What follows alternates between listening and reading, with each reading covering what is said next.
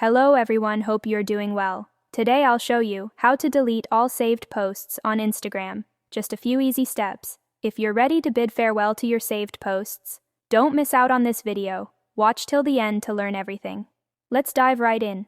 So first of all, let's open up the Instagram app.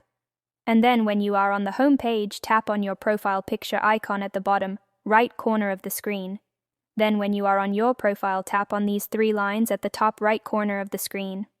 And after that, tap on this saved option over here, and then tap on all posts. So now you can see all of your saved posts on Instagram.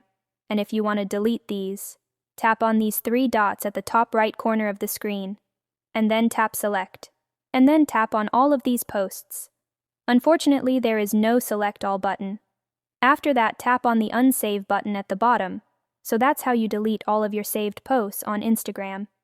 If you have any questions about this whole process, please let me know in the comments section below.